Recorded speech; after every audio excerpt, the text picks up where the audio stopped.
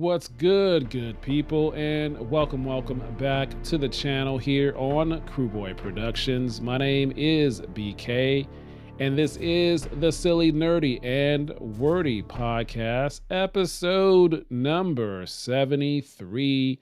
And in this episode, I'll be giving my spoiler review thoughts on the new Amazon MGM film from Prime Video, Heads of State. And what's going on, everyone? Hope everyone is doing very well as the summer rolls on into July. Let's get right into this spoiler review. This film is directed by Ilya Naishuller. His previous projects include Nobody. He directed the film Nobody back in 2021. Of course, the sequel, Nobody 2, will be releasing in August of this year. He is not the director on this sequel, but he did the first one. His other project include Hardcore Henry. That was in 2015. Also, he directed Biting Elbows, The Stampede, which was a music video back in 2011. Now let's move on to the cast. The three leads are Idris Elba, Priyanka Chopra Jonas, and John Cena. Others include Patty Considine, and Patty is also in the show that just ended, that also just got a renewal for a season 2. And of course, I'm talking about Mobland, which I'm just getting into. I'm halfway through it, really enjoying it. And so Patty is on that show as well. And then we get to Jack Quaid. He is in this film as well. And Jack Quaid was the lead in the film that was in March. I'm talking about Novocaine.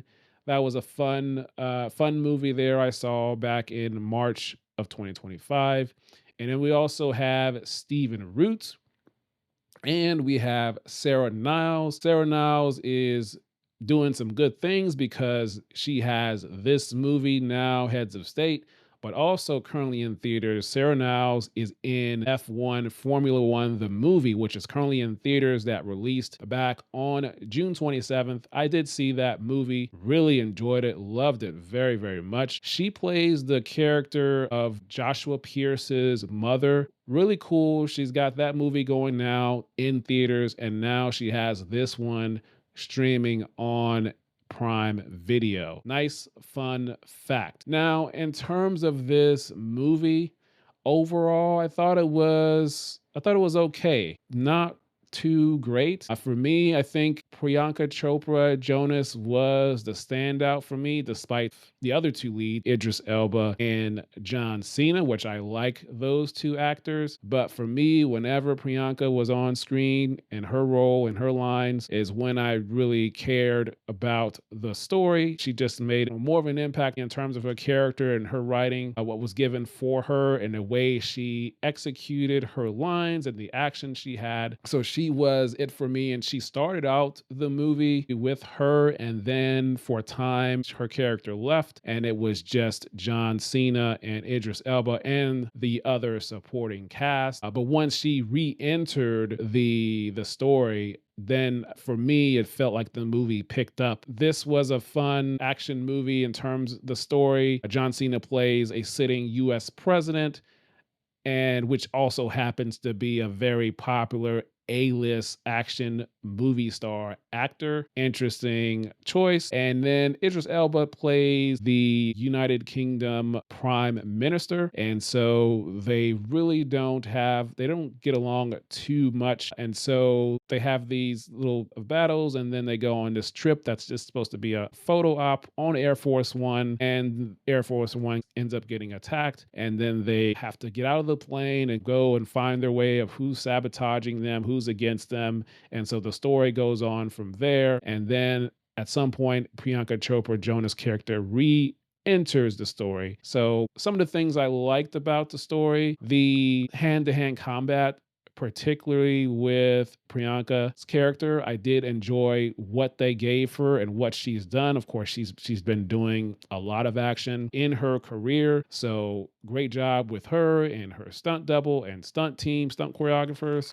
I really enjoyed what they gave her and how she executed it, her action scenes, as well as the other action scenes. Enjoyed that. And then also in terms of how she left the story, like I said at the beginning, but then when she re-entered, the way they told the story in a flashback, it was very flashback slash montage, very quick, funny way that they did that. And then they did it again with Idris Elba's character as well. So it was a fun way to tell the story, how they re-entered the story after leaving or being presumed dead, both of their characters when then they were not. I did like that. But this movie didn't really do it for me too much, didn't really get me going, get me excited. But every movie is not going to do that. And in terms of the twists and turns, there was an inside person inside the government that was helping manipulate and do these things. And it was a nice twist that it ended up being, you thought it was one person, which was the chief of staff, but then it ended up being the vice president. So that was a nice twist on the story. Another thing I liked is that the story of this film, they went to many locations, 8 locations